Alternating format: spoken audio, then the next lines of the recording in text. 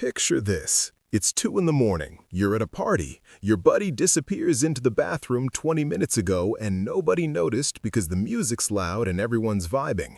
You go to check on him. You knock? Nothing. You push the door open and he's on the floor. Lips are blue. He's barely breathing, maybe not breathing at all, and every single person in that room is standing behind you, frozen, because nobody knows what to do. Nobody, including you.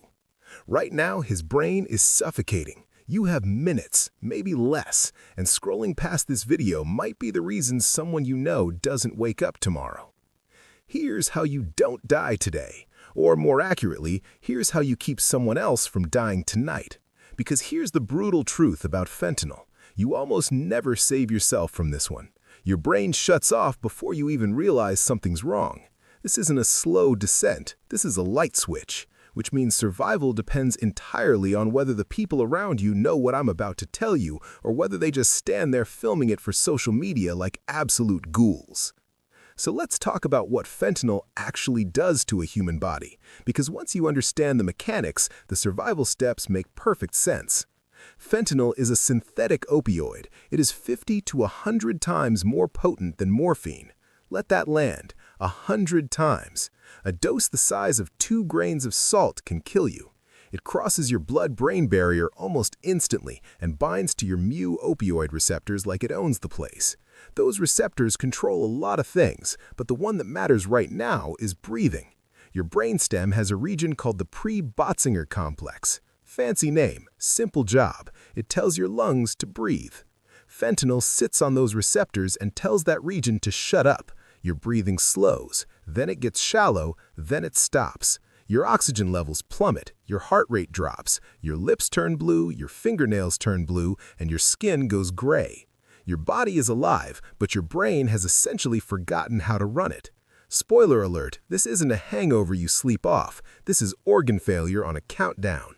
Fun fact, most people who die from fentanyl overdose don't die instantly. They die slowly, over several minutes, while their friends either panic, do nothing, or try some movie nonsense that makes everything worse. Welcome to the consequences of not knowing what you're about to learn. Step 1. Call 911 immediately. I don't care what's in the room. I don't care what you took. I don't care if there's a warrant out for your cousin. Call 911. Most states in the U.S. have Good Samaritan laws, which means you cannot be prosecuted for drug possession if you call emergency services for an overdose. 48 states have some version of this law. The system literally built a legal safety net specifically so you'd stop letting people die on bathroom floors because you were scared of cops. Use it.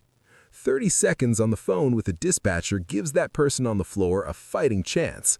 Not calling is not a neutral decision. It is choosing to let someone die. I'm dead, and even I think that's cold. Step 2. Narcan, naloxone. This is the single most important thing in this entire video, so let me be painfully clear. Naloxone is a drug that kicks fentanyl off those opioid receptors, like a bouncer throwing out a drunk guy who won't leave. It doesn't get you high, it doesn't cause harm if the person isn't actually overdosing. It simply reverses the effect. It tells the brainstem, hey, start breathing again, you idiot. Narcan is available over the counter at most pharmacies in the United States. No prescription needed. It comes as a nasal spray. You stick it in one nostril and press the plunger. That's it. That's the whole thing. A literal child could do it. And yet most people reading this right now don't carry it and don't know where to get it. You carry a phone charger everywhere, but not something that can restart someone's respiratory system in 90 seconds. Make it make sense. Now here's where it gets critical and where most people mess up. Fentanyl is so strong that one dose of Narcan might not be enough. If the person doesn't start breathing within 2 to 3 minutes, give a second dose in the other nostril. You might need a third. Street fentanyl is unpredictable. The potency varies wildly from batch to batch. This is why naloxone works, but it's not a guaranteed one-and-done fix. Keep going until help arrives. Step 3. While you're waiting for the Narcan to work or for paramedics to show up, put the person in the recovery position. Roll them onto their side, tilt their head back slightly to open the airway. Bend the top knee forward so they don't roll onto their face. This prevents them from choking on their own vomit. Because yes, that's a thing. That's a very common thing. A lot of overdose deaths are technically aspiration from aspiration, meaning someone's body tried to save itself by vomiting and nobody was there to keep the airway clear. If they're not breathing at all, rescue breathing.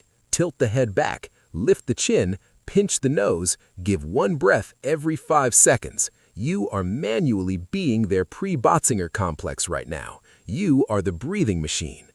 Now let's destroy some myths because Hollywood has probably already planted some terrible ideas in your brain. Myth number 1, slapping someone awake. No, this isn't a movie where the hero gets dramatically slapped back to consciousness. Their brain is chemically shut down. You cannot physically override a chemical shutdown with your hand. All you're doing is assaulting an unconscious person. Congratulations. Myth number 2, throwing them in a cold shower or dumping ice on them. This does nothing for the overdose and can actually cause hypothermia or shock on top of respiratory failure. So now, instead of one emergency, you've created 2. Brilliant strategy. Your critical thinking skills are why I'm dead and you're next. Myth number 3, injecting them with something else to counter it. Stimulants, salt water, milk. I've heard it all. None of it works. The only thing that reverses opioid binding at the receptor level is naloxone. Everything else is folklore that kills people. Myth number 4, walking them around. Their brain cannot regulate motor function.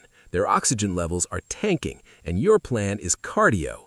Lay them down, recovery position, keep the airway open. Stop trying to be creative. Here's something nobody talks about. After the Narcan works, the person is going to feel terrible. Naloxone throws the body into instant withdrawal. They might be confused, they might be angry, they might try to leave. Do not let them. Fentanyl lasts longer than naloxone does. That means the overdose can come back after the Narcan wears off. This is called re-narcotization. The person feels fine for 20 minutes and then stops breathing again because the fentanyl is still in their system, but the naloxone isn't. This is why you keep them with you until help arrives. This is why the hospital matters. Feeling better is not the same as being better. And let me hit you with one more reality check. Fentanyl isn't just in heroin anymore. It's being pressed into counterfeit pills that look exactly like Xanax, Percocet, Adderall, oxycodone. If you or anyone you know buys pills from anywhere that is not a licensed pharmacy, you are playing Russian roulette with a gun that's mostly loaded. Fentanyl test strips exist. They're cheap, they're legal in most states. They take 2 minutes to use. 2 minutes versus death. I would have loved that trade. So let's recap, because your survival depends on remembering this in a moment of panic. Call 911 first, administer naloxone nasally, give a second dose if no response in 2 to 3 minutes, put them in the recovery position, do rescue breathing if they're not breathing. Do not slap, ice bath, inject random substances, or walk them around. Stay with them even after they wake up because the overdose can return. Be honest with me. If this happened tonight at your place, right now, do you have Narcan within arm's reach? Do you even know where the nearest pharmacy that sells it is? Drop your answer in the comments because I genuinely want to know how many of you are prepared versus how many of you are just hoping it never happens to you. Hope is not a medical intervention. Subscribe if you want to keep learning how not to die in the dumbest ways possible. Share this with someone who goes to parties, who has friends who use, who lives in a world where fentanyl is in everything and pretending it isn't is a luxury that gets people buried. I'll be here, watching, sipping my ghost espresso, because unlike you, I already lost the survival game and I've got nothing but time. But you still have a chance to win yours, so stop scrolling and start carrying Narcan. It weighs less than your ego and it's infinitely more useful.